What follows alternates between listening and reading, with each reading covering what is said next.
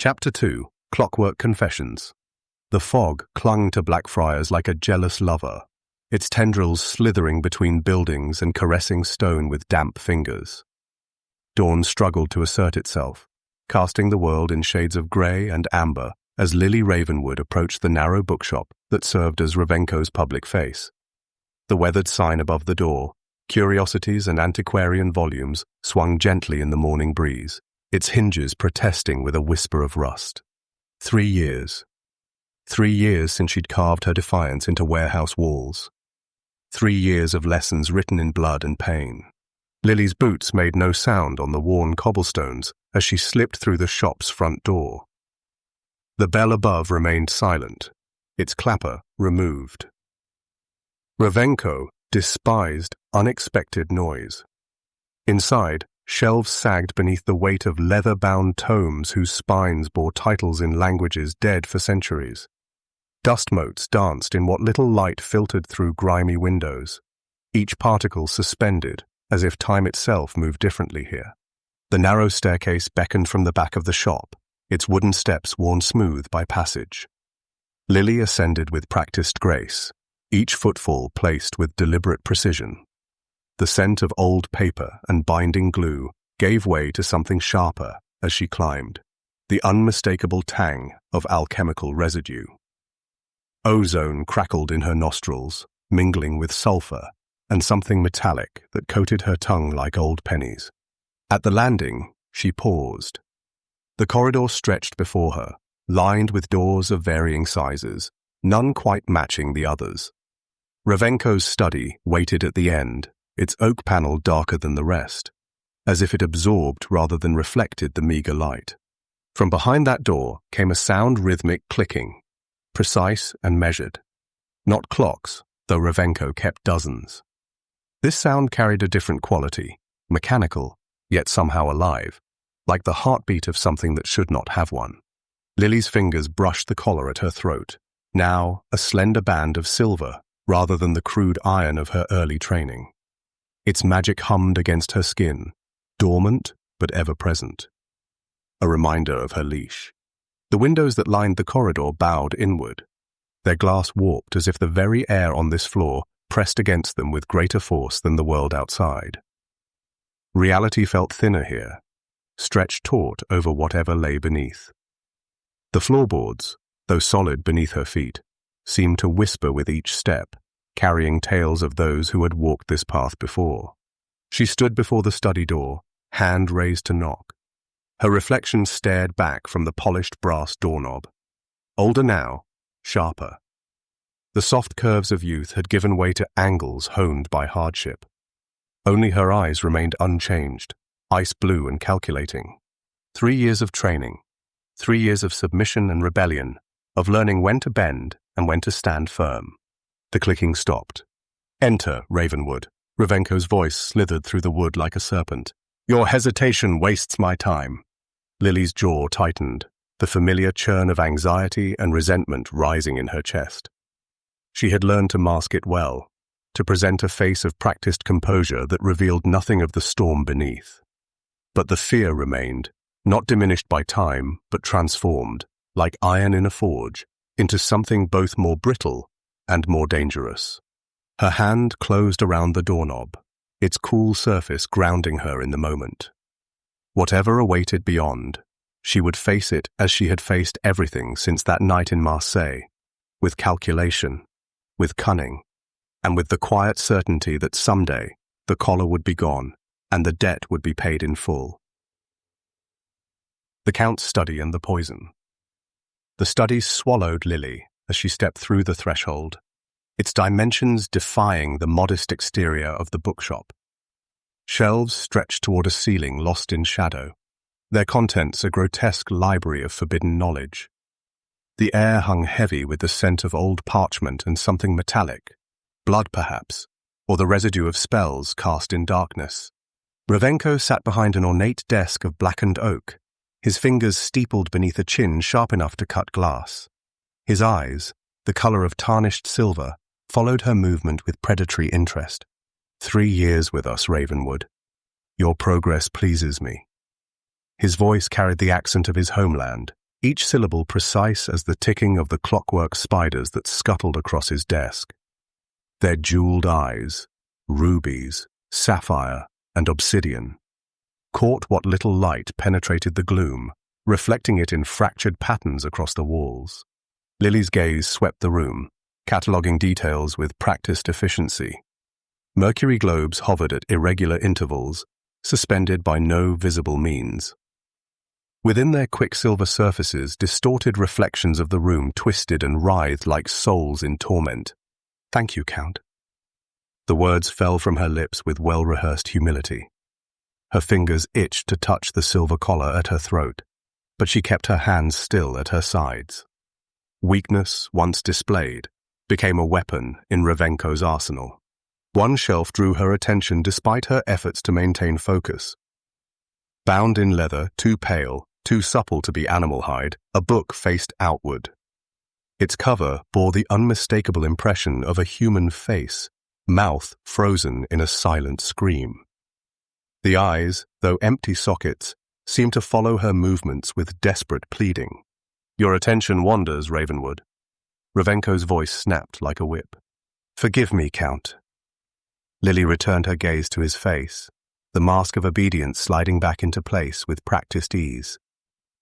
"I live to serve." The lie tasted bitter on her tongue, but she'd learned to swallow such poison long ago. The raven-shaped scar on her cheek tingled, a reminder of the binding that tethered her to this man, this place. Revenko opened a drawer and removed a small crystal vial. Within it swirled a substance darker than night, seeming to absorb, rather than reflect, the light that touched it. He placed it on the desk between them with deliberate care. "Nightshade nocturne," he said, the words caressing the air like a lover's touch. "Distilled from banshee tears. 3 drops in wine, no more." The clockwork spiders paused in their ceaseless movement, their tiny gears clicking in a rhythm that matched Lilly's pulse.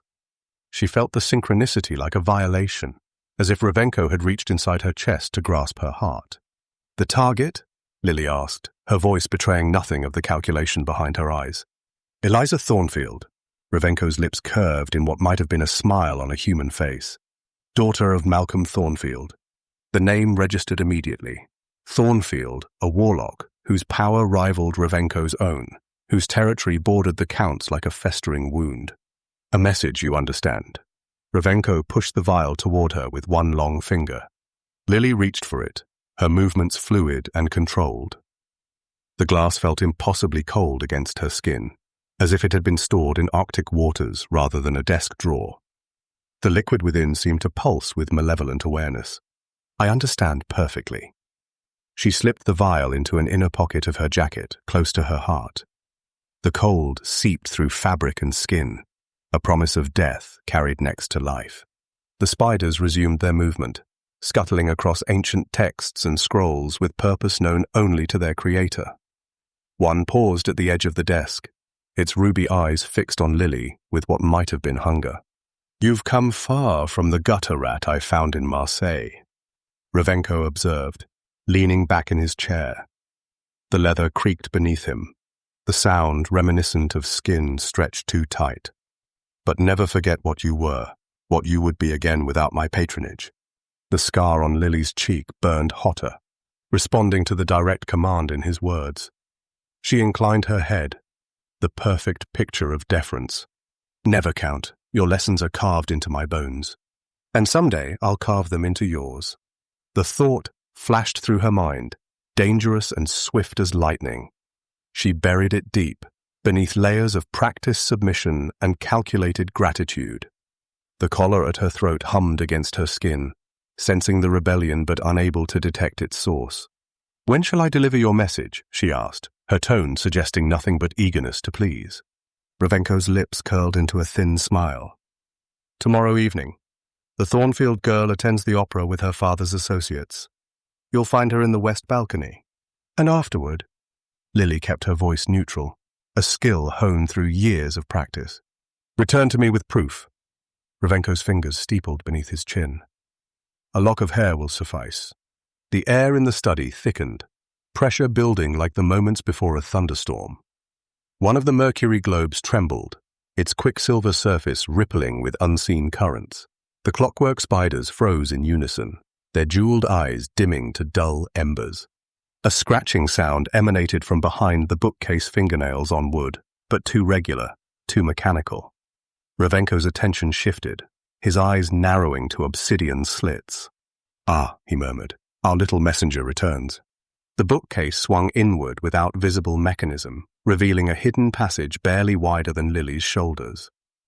From the darkness emerged a figure no taller than a child of 10, yet bearing no resemblance to anything human beyond its general shape.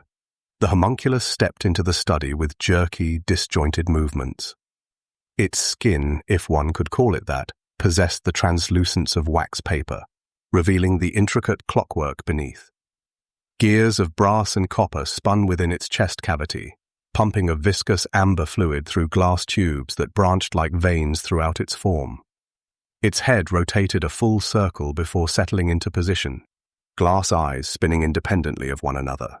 "Master Revenko," it greeted, voice grinding like metal filings between teeth. "News from Prague. Urgent news."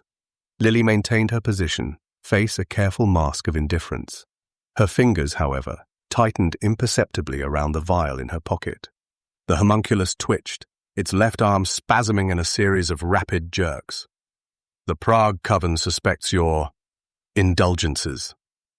Its voice fluctuated between registers, as if multiple throats produced the sound. "They send an observer.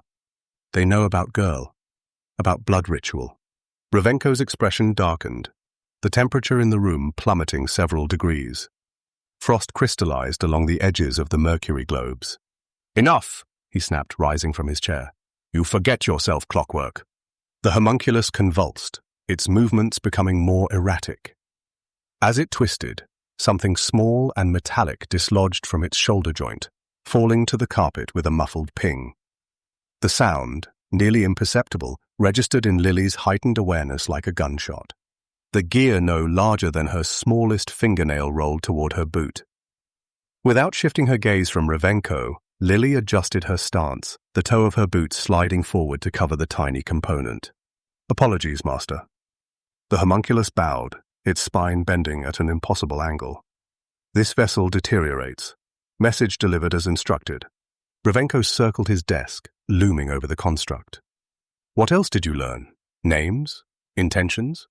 "Observer travels now, arrives within fortnight." The homunculus's right eye rotated backward, revealing only white glass. "They suspect the girl is not what she seems. Speak of blood taint, of corruption." "Blood taint?" Lilly's mind raced behind her impassive expression. What corruption?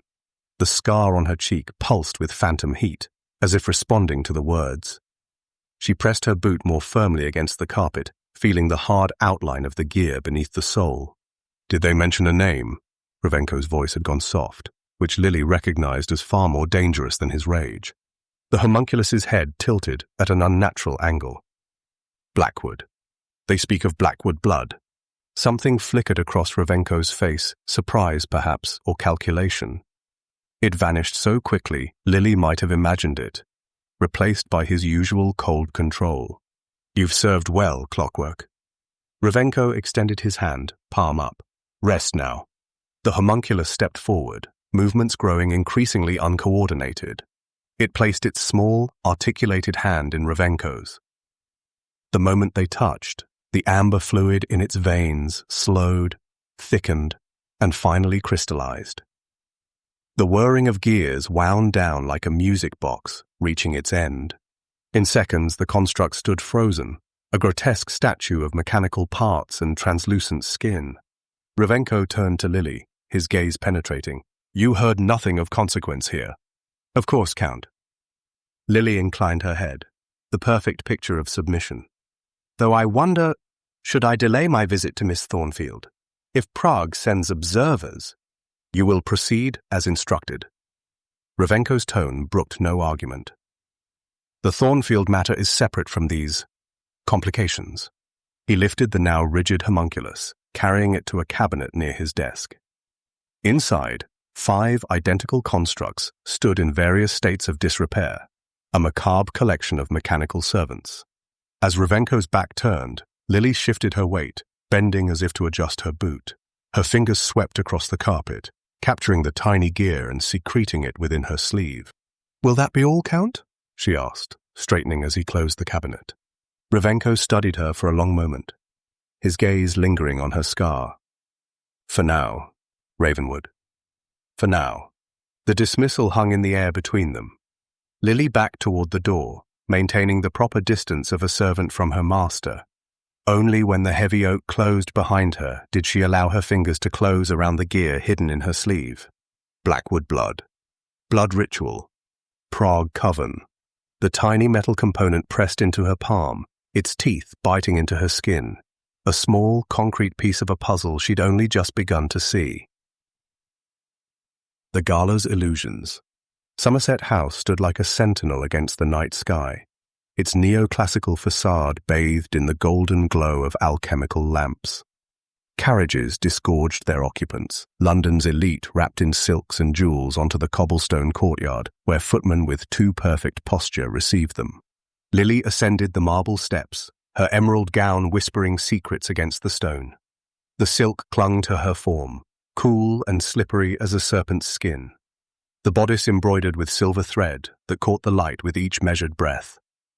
The vial of nightshade nocturne pressed against her thigh, nestled in a hidden pocket. Cold as a corpse's kiss, even through the fabric. The forged invitation crackled between her gloved fingers. The paper heavier than ordinary stock, infused with trace elements of silver and powdered moonstone. A proper magical invitation would have cost Revenko a small fortune.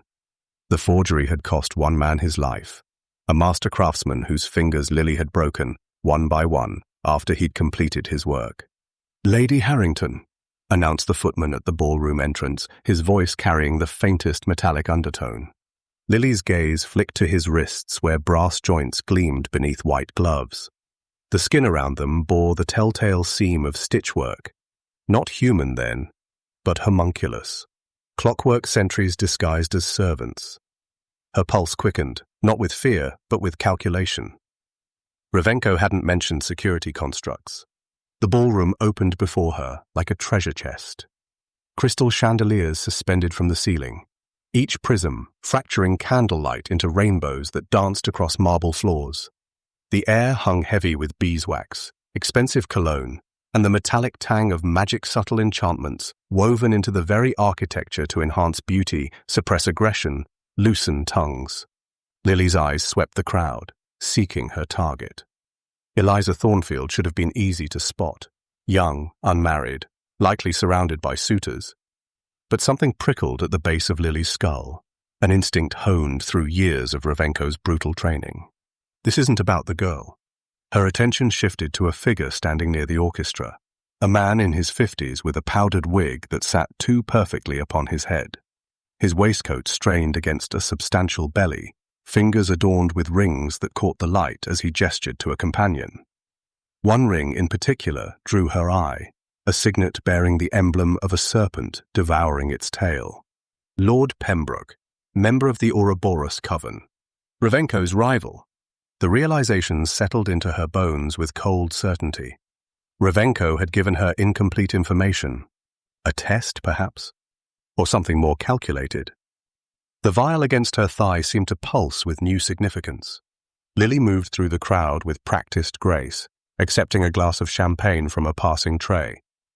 She positioned herself within Pembroke's line of sight, feigning interest in the string quartet while monitoring his movements in her peripheral vision. The scent reached her first, lavender and grave dirt, the distinctive perfume of a necromancer who worked with fresh corpses. The smell triggered a memory. Revenko's laboratory in Prague, the same scent clinging to his hands as he carved the binding sigil into her flesh. "I don't believe we've been introduced, my lady." Pembroke stood before her, close enough that she could see the powder from his wig dusting his shoulders. His eyes were watery blue, the whites yellowed with age, but they held the sharp intelligence of a predator.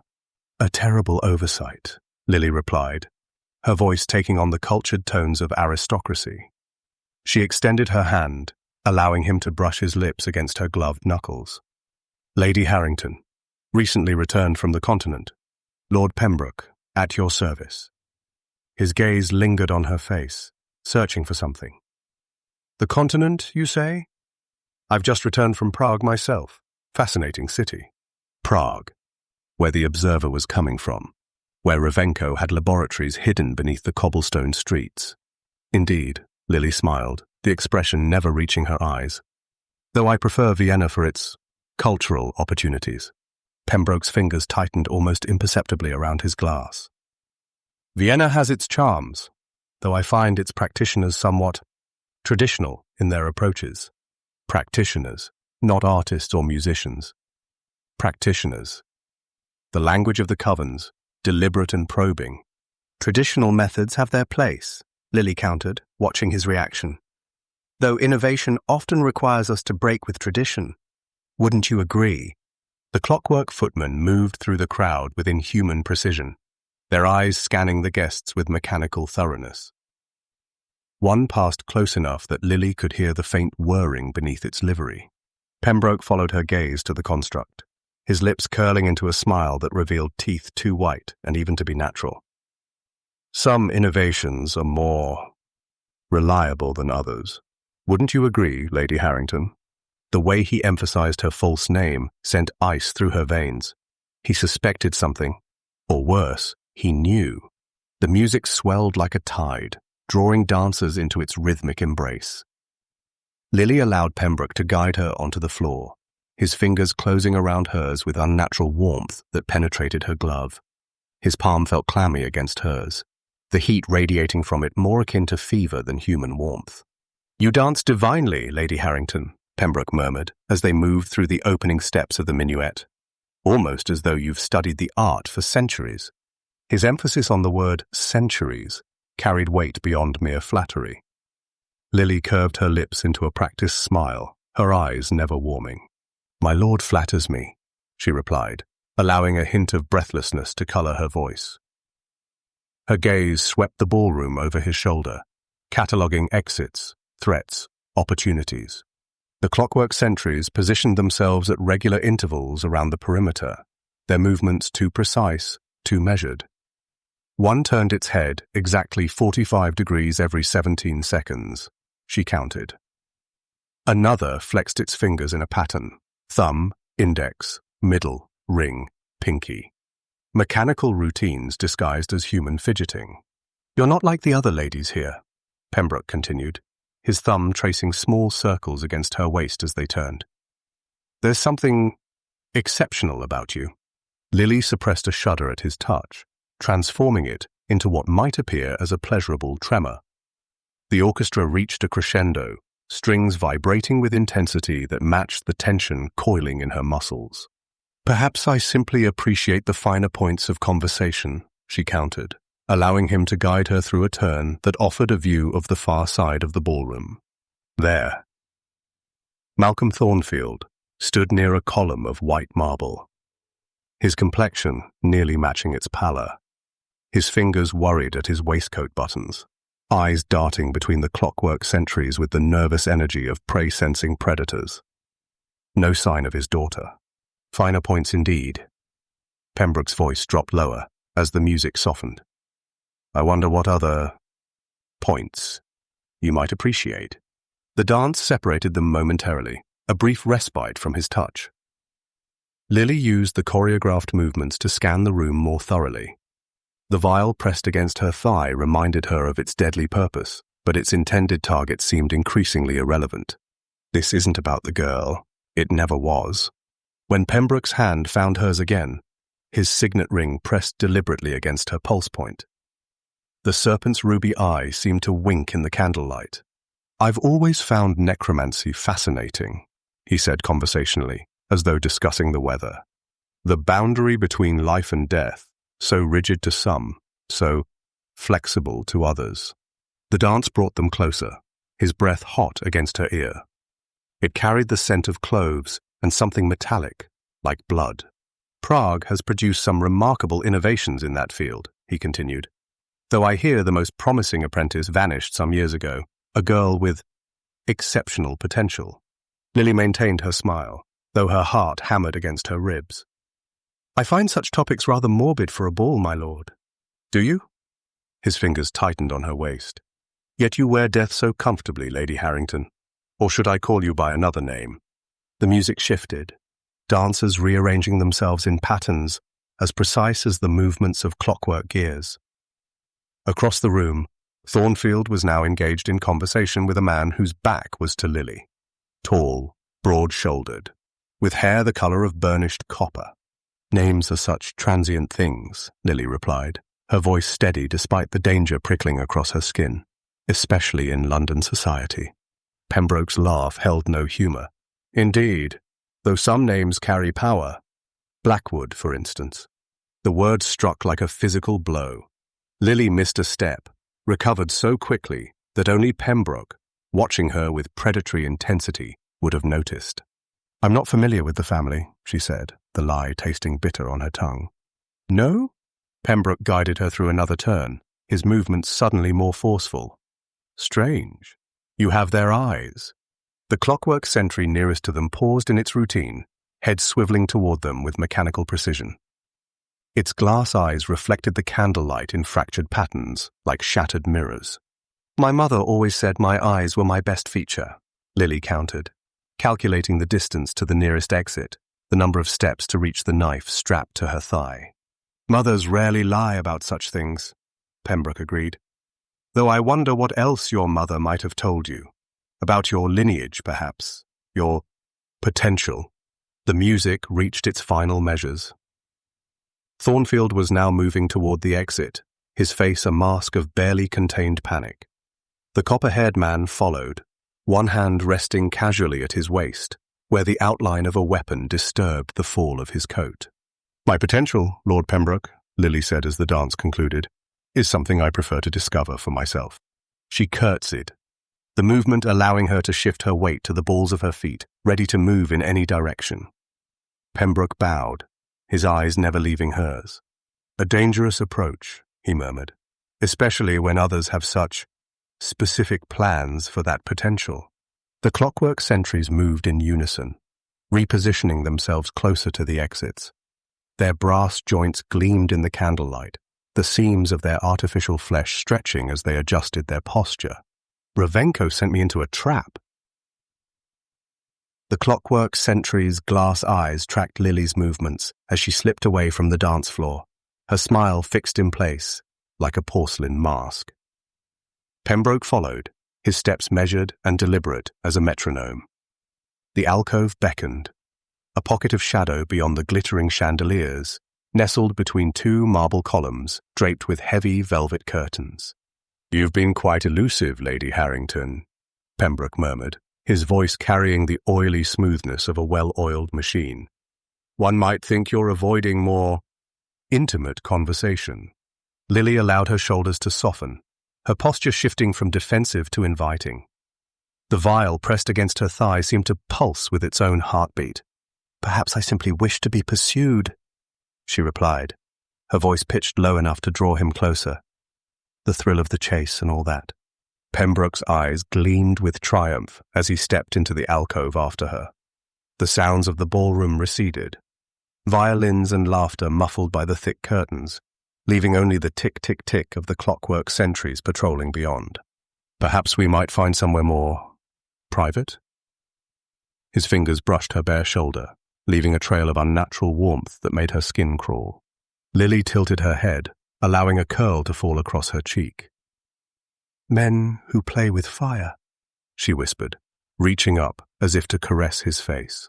Her fingers found the ornate hairpin nestled in her elaborate coiffure. One twist, and it separated, revealing the garrote wire concealed within its hollow core. The movement was fluid, practiced. Her hands remembering what her mind had performed countless times before. Pembroke's eyes widened a fraction before the wire slipped around his throat. His mouth opened in silent protest as Lilly twisted the handles, the thin metal biting into flesh with surgical precision. No blood spattered her gown, just the slow, sticky beading along the wire's edge. His hands clawed at his throat, fingernails scraping against the metal. The ruby-eyed serpent ring flashed in the dim light as he struggled. Lilly maintained her smile, leaning close as though sharing a lover's secret. "The Blackwood name isn't yours to speak." She breathed against his ear, tightening the garrote with another practiced twist. Pembroke's knees buckled. His powdered wig, an ostentatious creation of white curls and ribbon, slipped sideways as he sagged against her. Lilly stepped back, calculating the trajectory, and watched with dismay as the wig tumbled from his head and landed with a soft splash in the crystal punch bowl beside them. "Oh, for fuck's sake," she muttered, watching crimson liquid seep into the white powder. Pembroke's body slumped forward, heavy as wet sandbags. Lilly caught him under the arms, her muscles straining against the dead weight.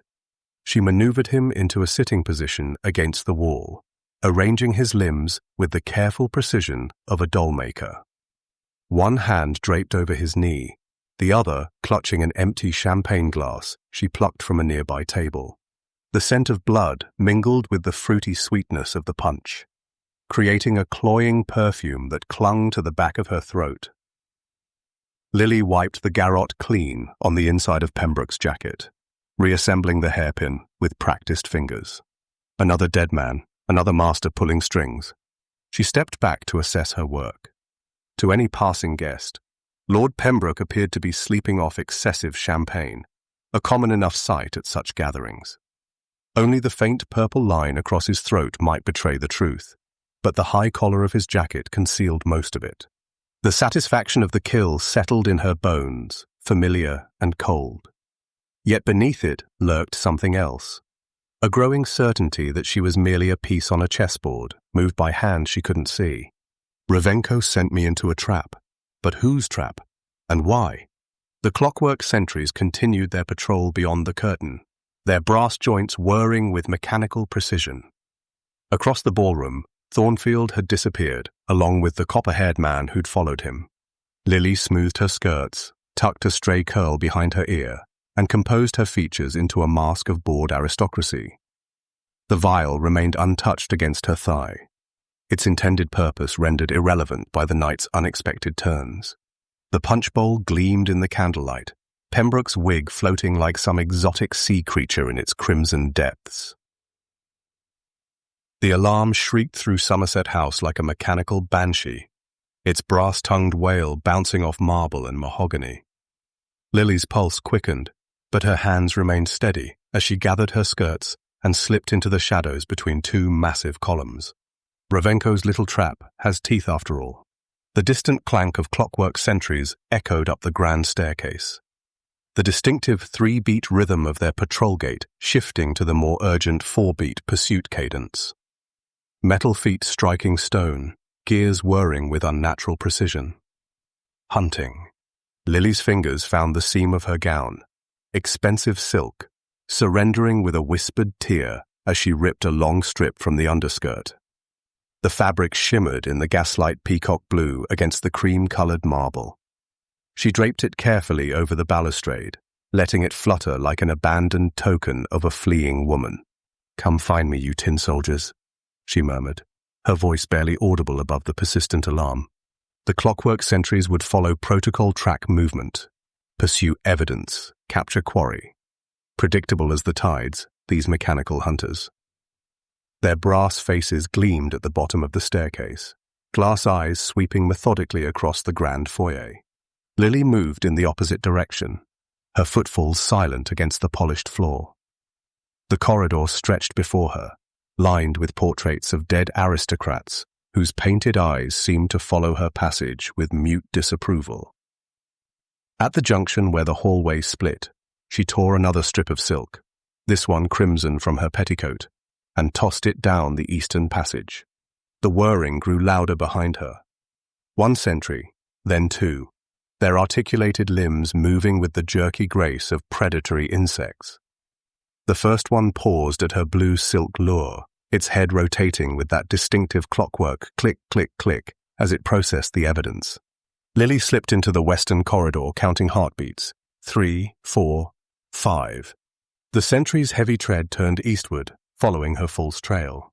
A smile curved her lips as she reached the servants' staircase. The narrow spiral offered no room for the broad-shouldered sentries to follow, but it would only buy her minutes. She needed to reach the ground floor and disappear into London's foggy embrace before they recalibrated. Her hand brushed against the small pocket sewn into her bodice, feeling the reassuring shape of the gear she'd taken from Revenko's homunculus.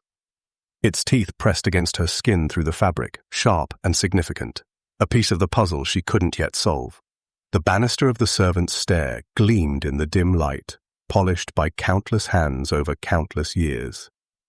Lilly hiked her skirts above her knees, revealing the leather sheath strapped to her thigh.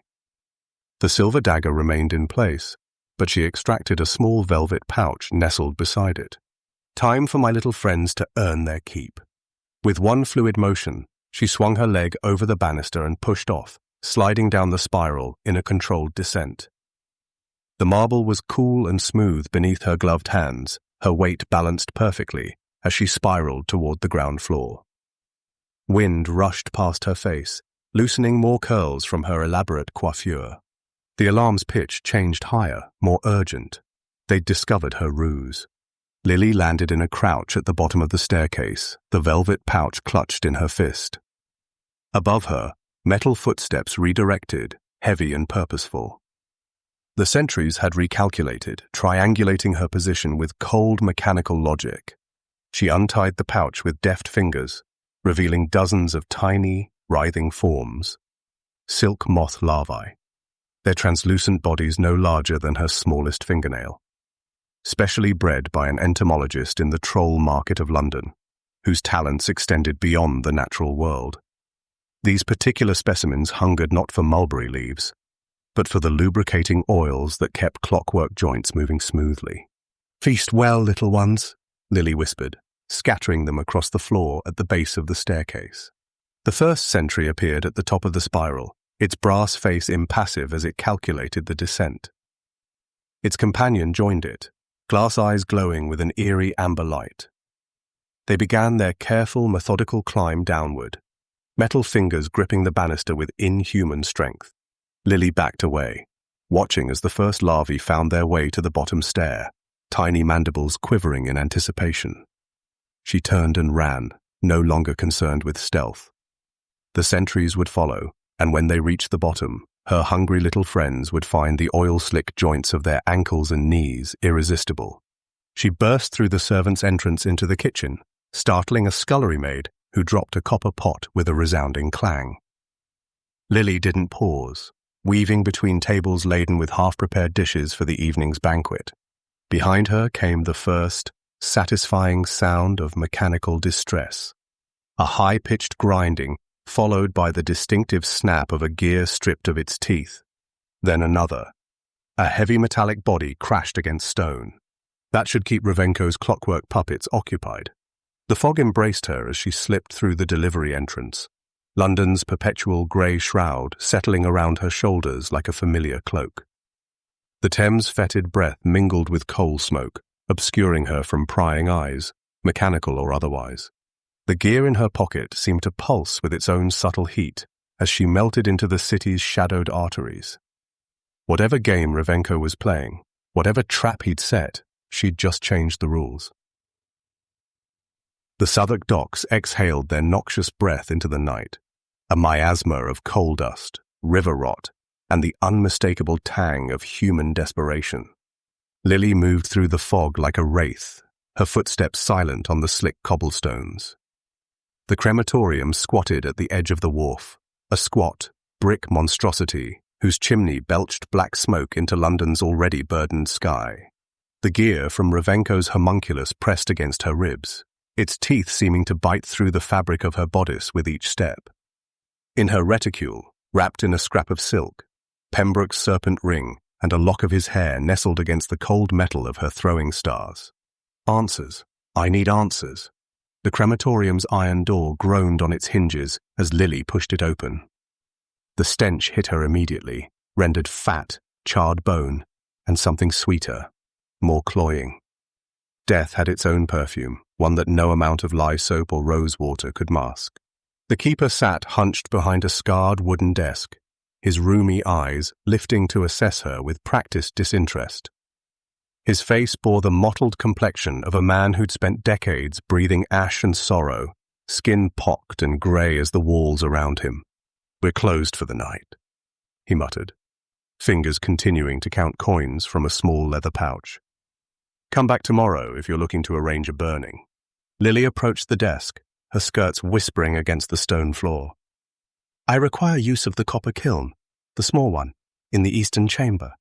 The keeper's hand stilled, his gaze sharpened, roomy eyes suddenly calculating beneath bushy brows. "That kiln ain't for bodies. Special purposes only." "I'm aware." Lilly placed 3 gold sovereigns on the desk between them. The coins gleamed in the meager lamplight, incongruously bright against the grime. The keeper's tongue darted out to wet, cracked lips. 5. Without hesitation, Lilly added 2 more coins to the stack. 20 minutes, no more." His gnarled fingers swept the coins into his palm with surprising dexterity. 20 minutes, he agreed, reaching beneath the desk to produce an iron key attached to a length of tarnished chain. No questions asked, no answers given. Perfect. Lilly took the key, its weight substantial in her palm. The keeper jerked his chin toward a narrow corridor to the right. "Down there. Last door. Don't touch nothing but the kiln. And mind the heat. It'll cook your lungs from the inside if you breathe too deep." Lilly nodded, already moving toward the corridor. The passage narrowed as she walked, ceiling dropping lower until she had to duck her head. The air grew thicker, hotter, pressing against her skin like a physical presence. The eastern chamber door stood ajar, orange light spilling through the gap. Lilly pushed it open, and a wall of heat slammed into her, driving the breath from her lungs. Sweat bloomed instantly across her skin, dampening her hairline and the small of her back. The copper kiln dominated the center of the circular room, its burnished surface reflecting the flames that danced within its belly. Ancient symbols had been etched into the metal spiraling patterns that spoke of older magics than even Revenko practiced. The kiln's mouth gaped open, hungry and waiting. Lilly closed the door behind her, turning the key in the lock. She moved to the kiln, setting her reticule on a nearby stone table. From it, she withdrew Pembroke's effects. The serpent ring, still warm to the touch, and the lock of hair she'd taken before arranging his body. The gear came last, its brass teeth catching the firelight as she placed it beside the other items. Together, they formed a triangle on the stone surface, and Lilly could feel the energy pulsing between them, a current of purpose, of secrets waiting to be revealed. She removed her gloves, finger by finger, and placed them aside. Her bare hands hovered over the items, feeling the subtle vibrations of power emanating from each. The ring throbbed with malevolence, the hair whispered with memory, and the gear. The gear hummed with mechanical precision, a note so pure it made her teeth ache. Lilly gathered the items and approached the kiln. Its heat pressed against her face like an unwelcome caress, drying her eyes until they stung. She knelt, placing the items on the stone threshold. "Speak to me," she whispered, her voice almost lost beneath the kiln's hungry roar. "Tell me what Revenko seeks." She pricked her finger with the tip of her silver dagger, allowing 3 drops of blood to fall upon Pembroke's ring. The blood sizzled, then spread, impossibly, to encompass the hair and gear as well. The kiln's flames shifted from orange to blue, casting eerie shadows across the chamber walls. The symbols etched into the kiln's surface began to glow with an inner light, pulsing in rhythm with Lilly's heartbeat. The stench of rendered fat and soot receded, replaced by the metallic tang of ozone and something older, earthier. The smell of graves disturbed and secrets unearthed. Lilly closed her eyes, extending her senses beyond the physical. The heat pressed in, suffocating in its intensity, but she pushed through it, seeking the threads of connection between the items before her. Revenko's plans had changed the trap at Somerset House. Pembroke's knowledge of her lineage, the mechanical sentries with their clicking precision. All pieces of a puzzle she couldn't yet assemble. The blood-coated items began to smoke, not burning, but transforming, releasing their secrets into the air. Lilly breathed deeply, drawing the acrid fumes into her lungs, letting the knowledge they carried seep into her blood. Images flashed behind her closed eyelids. Clockwork ravens with glass eyes, a book bound in human skin. A man with William's face, but older, harder. A name formed on her tongue, bitter as wormwood and sharp as steel. Blackwood. The name Blackwood lingered in her mind. She could taste it, bitter as nightshade and sharp as the edge of her silver dagger. Lilly's eyes snapped open, the heat of the kiln pressing against her face. The ritual wasn't complete. Not yet. From her reticule, she withdrew a small vial of quicksilver, its contents catching the blue flames and transforming them into liquid starlight. The stopper came free with a soft pop, like the opening of a wine bottle. "Show me," she whispered to the items before her. "Show me what he seeks." Lilly tipped the vial, and quicksilver spilled onto the blood-coated objects. The mercury flowed impossibly upward, defying gravity to coat each item in a perfect layer with silver sheen. The ring, the hair, the gear all transformed into mirrors that reflected not the chamber around them, but something else entirely. The kiln's flames surged, shifting in height, but casting no shadows. Heat became a physical force, pressing Lilly backward even as she fought to maintain her position. Her blood, still wet upon the items, began to blacken. "By blood and mercury, by fire and air," Lilly intoned, the words rising unbidden from some ancestral memory buried deep within her bones. "Reveal what lies beneath the veil." The quicksilver began to smoke, tendrils of midnight blue vapor threaded with silver rising from the items. The smoke twisted in the air, forming patterns too complex to comprehend. Lilly's raven brand, the mark Revenko had placed upon her years ago, began to burn on her cheek, the pain sharp enough to draw a hiss from between her clenched teeth. The smoke, as though drawn by the pain, surged toward her. It coiled around her throat, seeking entrance through her parted lips, her flaring nostrils, the corners of her watering eyes. Lilly fought the instinct to recoil, instead drawing the smoke deep into her lungs. Fire erupted behind her eyes, not the kiln's heat, but something colder, sharper, a blade of ice driven through her skull. The chamber around her fractured, reality splintering into 1,000 shards of broken glass. Clockwork gears, massive as carriage wheels, turning in perfect synchronicity beneath St. Paul's Cathedral. Brass cages hanging from vaulted ceilings, each containing a raven with glass eyes and mechanical hearts. Revenko standing before an obsidian altar, his hands raised toward a ceiling painted with constellations she could not recognize. A book bound in skin, its pages turning by themselves, revealing diagrams of human bodies with clockwork hearts. William's face, older, grown up, and much harder than she remembered, eyes burning with recognition as he looked directly at her across an impossible distance. The visions came faster, more fragmented. Blood on cobblestones. A silver key turning in a lock that had never been meant to open. Children with hollow eyes and mechanical limbs. A woman with fiery red hair screaming as her skin peeled away to reveal brass beneath. Lilly's body convulsed, her spine arching as the smoke poured from her mouth. No longer midnight blue, but crimson as arterial blood.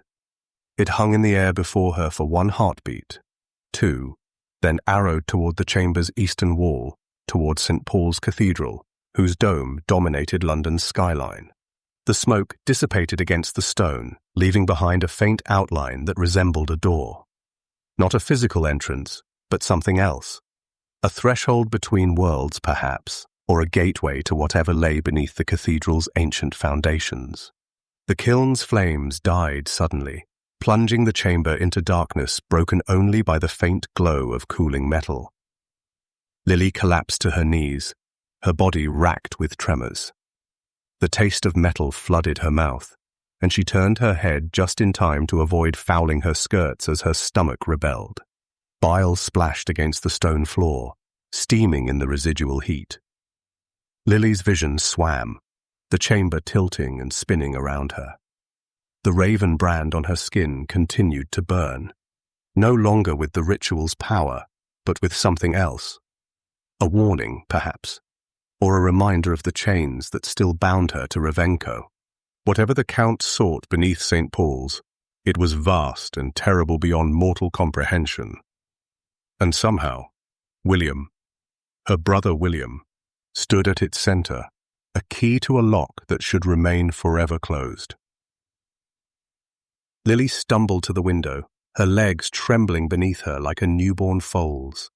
The crematorium's stone sill bit into her palms as she thrust the casement open, gulping the night air that carried the Thames' fetid perfume. Her stomach heaved again, and she bent forward, expelling a stream of dark liquid that fell in a glistening arc toward the water below. A movement caught her eye, a small figure perched on a half-sunken barge, silhouetted against the river's gleam. A mudlark, one of London's river urchins who scavenged the foreshore for treasures the tide might reveal. The boy's face tilted upward, his eyes reflecting pinpricks of gaslight from the distant bridge. He stared at Lilly with unnerving directness, his gaze too knowing for one so young. "Count yourself fortunate, boy," Lilly called down, her voice rough as gravel. "Some sights aren't meant for young eyes." The mudlark tilted his head, reminding Lilly of the mechanical raven's precise, unnatural movements. "And yet the young see more clearly than most," he replied, his voice carrying across the water with unexpected clarity. The taste of blood coated Lilly's tongue, mingling with the metallic tang of quicksilver. She spat again, watching the boy track the arc with those unnervingly steady eyes. Something about his stillness raised the fine hairs on her nape. The ritual worked, then. The voice behind her carried no surprise, only cool assessment. Lilly's spine stiffened, but she didn't turn. She'd neither heard the door open nor sensed Revenko's approach, a testament to her weakened state or his supernatural stealth. Perhaps both. "And what did it show you?" Revenko continued, his accent thickening the words like honey laced with poison. Lilly straightened, wiping her mouth with the back of her hand. The raven brand on her skin pulsed with warning heat. Fragments. Nothing coherent. The lie tasted bitter on her tongue, far worse than the blood. Below, the mudlark remained motionless, watching their exchange with unblinking attention. "You're learning to lie more convincingly," Revenko observed, stepping closer. The scent of cloves and brimstone announced him, the peculiar cologne he favored, reminiscent of both spice markets and hellfire. But not convincingly enough. He extended a pristine handkerchief toward her. The white silk glistened with moisture, the sharp scent of ether rising from its folds.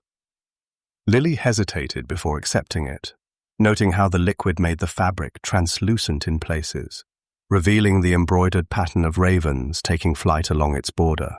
A tool, not a kindness, she thought, pressing the cloth to her lips. The ether numbed her skin instantly, its vapors clearing the fog from her mind, even as they threatened to pull her into a different kind of darkness. "You changed the target," Revenko said, silver eyes watching her with predatory focus. "Why Pembroke instead of the Thornfield girl?"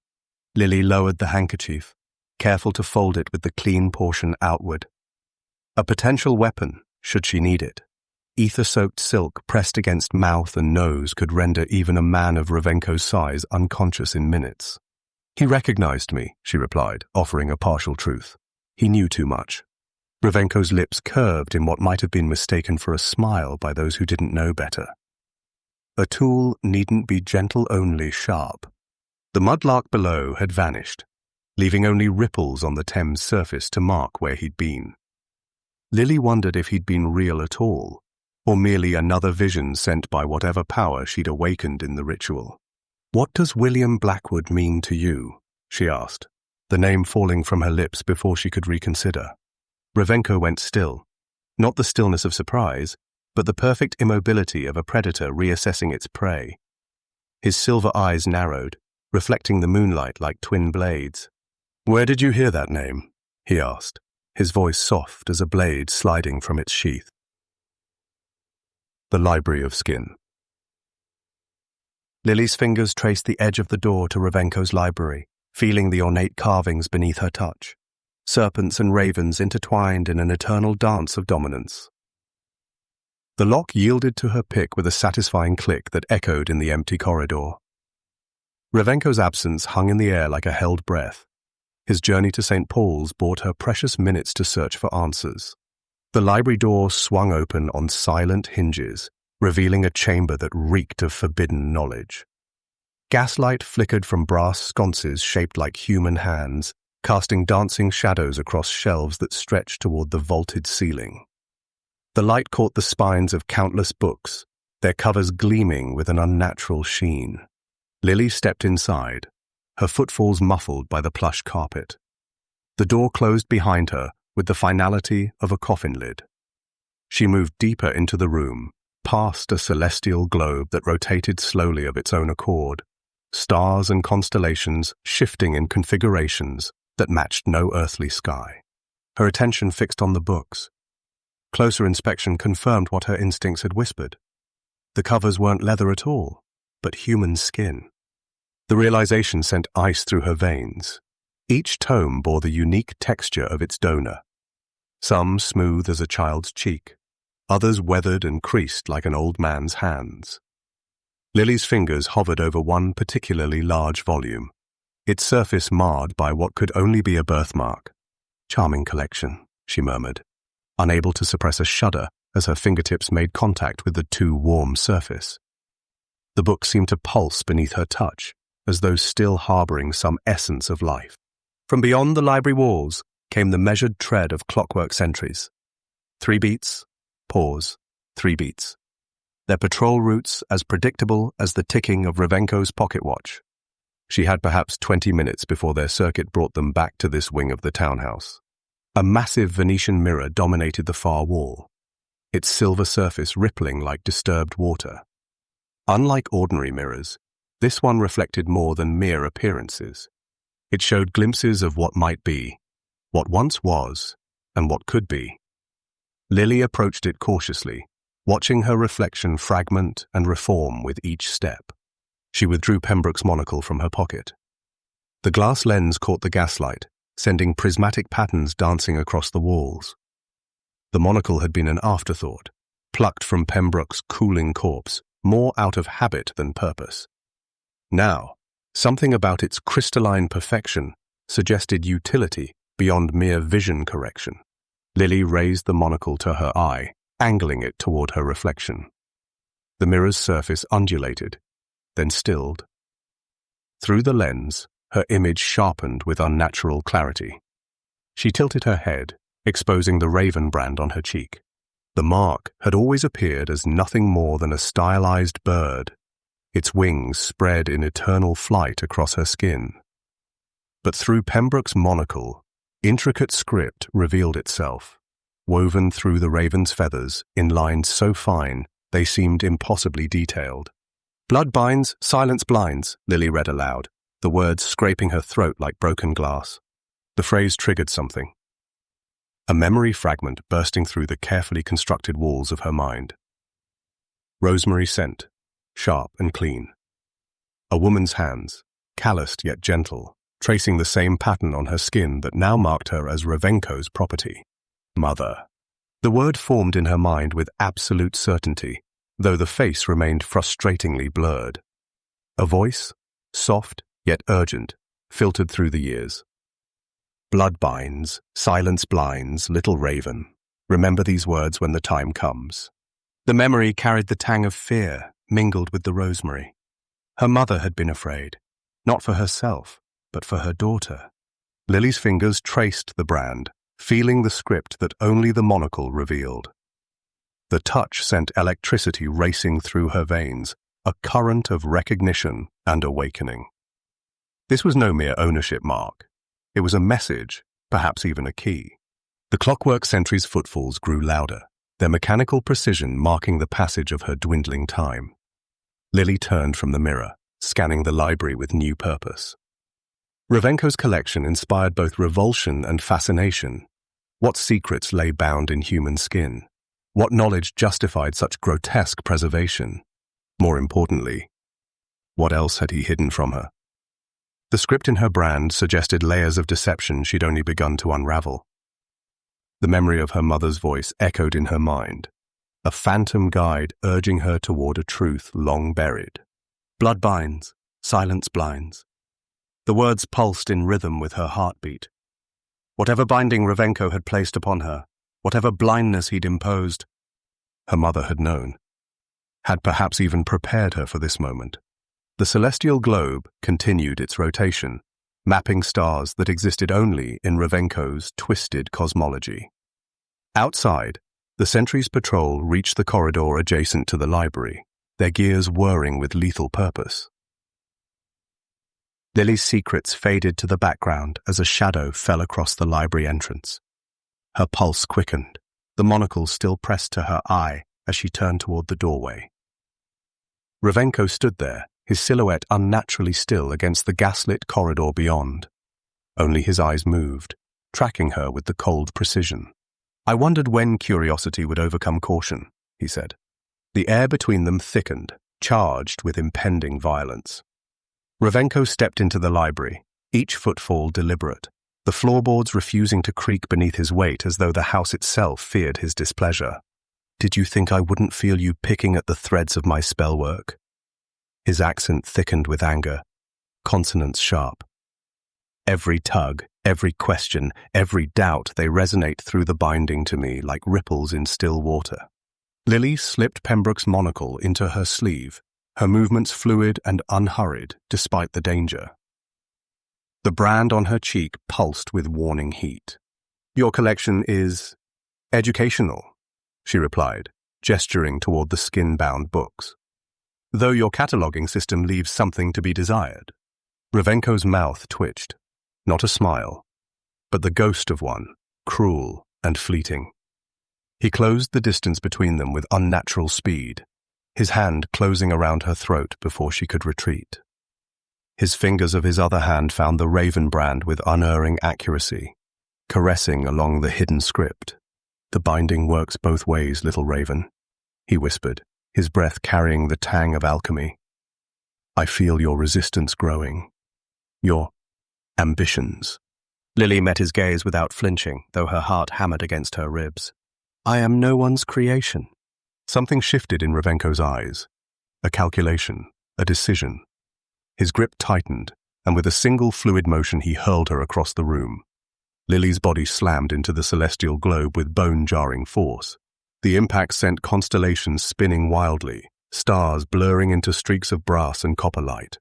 A crack split the silence, not her bones, but the globe itself fracturing along its equator.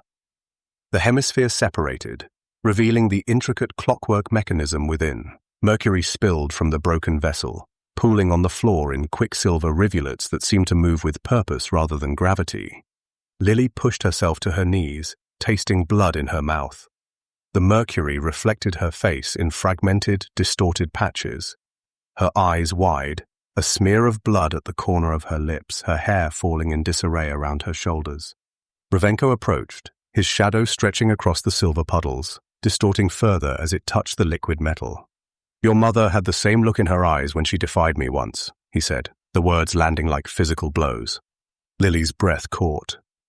The mention of her mother pierced through her practiced defenses, a vital piece of information she hadn't expected. The mercury seemed to respond to her shock, tendrils of the liquid metal creeping toward her fingers where they pressed against the floor. "My mother?" The question escaped before she could contain it. Revenko's smile widened, satisfaction gleaming in his eyes at having found a vulnerability. "Oh yes, Rosemary was quite spirited." The mercury continued its unnatural movement, forming a circle around Lilly's kneeling form. It reflected the library's gaslight in hypnotic patterns, a cage of liquid metal taking shape around her. "What do you know of her?" Lilly demanded, struggling to keep her voice steady. The brand on her neck burned with increasing intensity, as though responding to Revenko's proximity. "I know she stole something from me, as she skulked off with your father," he replied, crouching to examine the spreading mercury with clinical interest. "Something precious, something I've spent decades trying to recover since."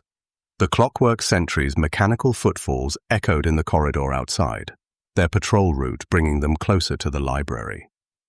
Revenko paid them no mind, his attention fixed entirely on Lilly as the mercury completed its circle around her.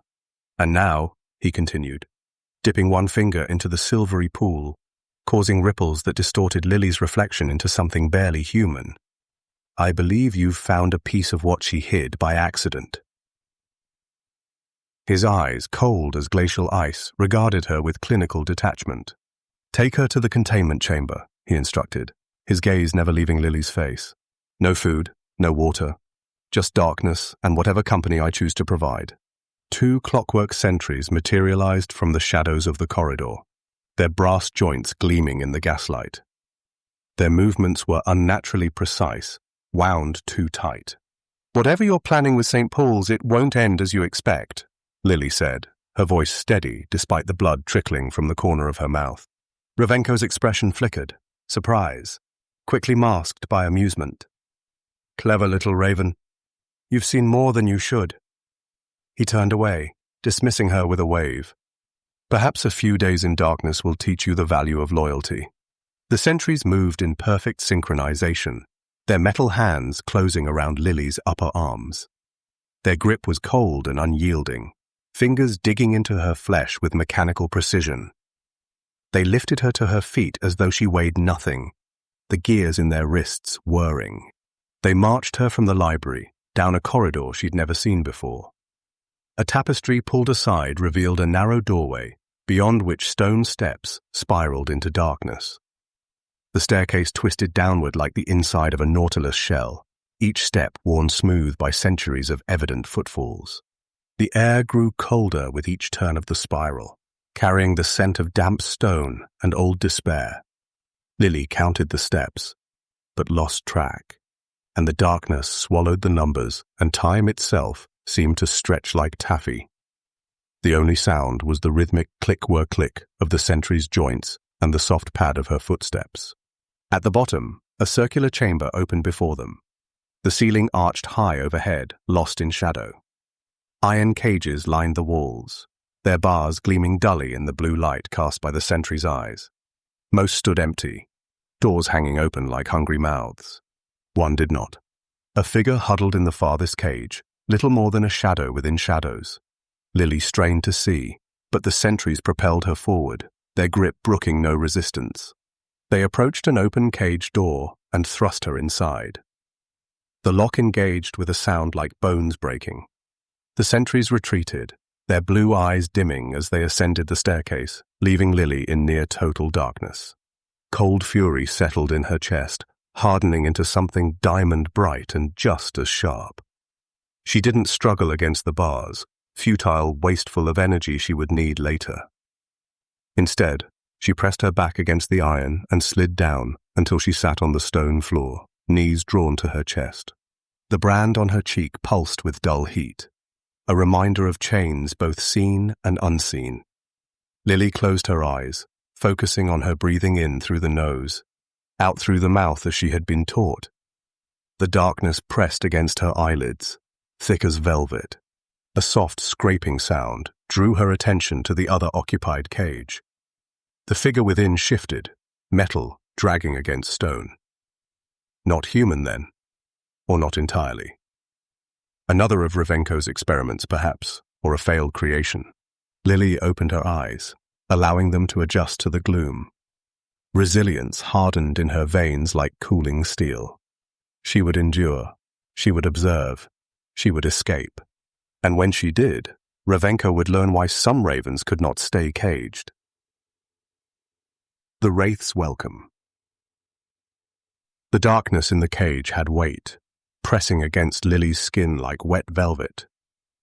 She measured time by her own heartbeats, counting them like rosary beads, a ritual to ward off the suffocating silence. The stone beneath her had leached all warmth from her body, leaving her hollow and cold. A whisper of displaced air brushed her cheek. Lilly went still, every sense straining against the darkness. The sound came again. Not the mechanical click-whir of the sentries, but something softer, like silk sliding across marble. "Fresh meat," came a voice from the blackness. "Fresh blood, fresh fears." The words seemed to materialize directly in her mind rather than travel through air. Each syllable carried the chill of a winter grave. "Who's there?" Lilly kept her voice steady, refusing to betray the quickening of her pulse. A laugh answered her, the sound of glass breaking underwater. The air before her face grew colder, carrying the scent of ozone and decay. A fellow guest of our mutual benefactor, a wispy voice in the darkness as it shifted slightly into a ghostly form. Though I've been here considerably longer, the wraith's translucent body undulated like smoke caught in crosswinds. Multiple limbs, too many to count. Extended and retracted from its core, never quite solid, never fully formed. Its face was a suggestion rather than a reality. Hollow sockets where eyes should be, a gash approximating a mouth. One spectral appendage reached toward her, trailing vapor like a comet's tail.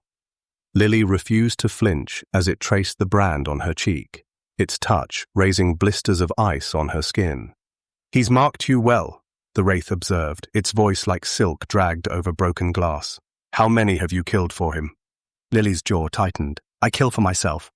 The wraith's form rippled with amusement. Such delicious defiance. They all begin this way. It circled her cage, limbs passing through the iron bars as though they were mist. "You'll die his creature, little raven, never your own." The words found purchase in the fertile soil of her doubts. Lilly closed her eyes, though it made no difference in the absolute darkness. The memory of her mother's warning surfaced. "Blood binds, silence blinds." "You're wrong," she whispered. "I am no one's creature, but my own." The wraith's form contracted, then expanded, hovering inches from her face. Its breath, if such a thing could breathe, carried the tang of old coins.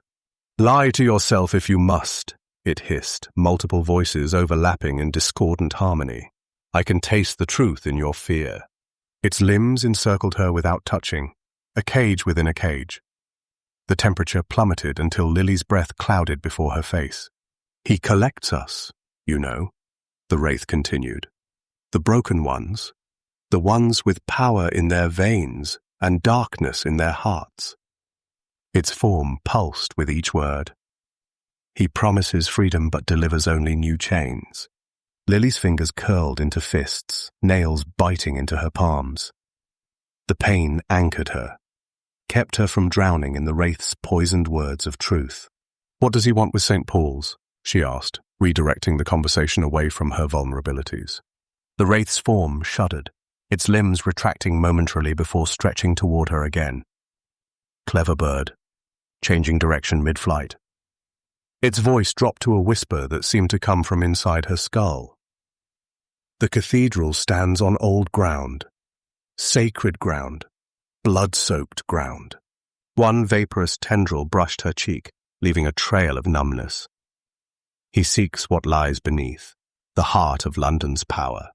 Lilly's own heart hammered against her ribs. The brand on her neck throbbed in time with her pulse, a constant reminder of Revenko's claim on her. "And what does he need me for?" The question escaped before she could swallow it. The wraith's approximation of a face hovered before hers, close enough that she could see through its translucent features to the wall beyond. "Your blood, little raven. Your lineage." Its voice caressed her mind like frozen fingers. "Blackwood blood runs in your veins. The key that unlocks the door below."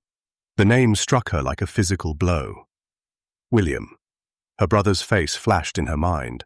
Older now, but unmistakable in the vision the Quicksilver had shown her.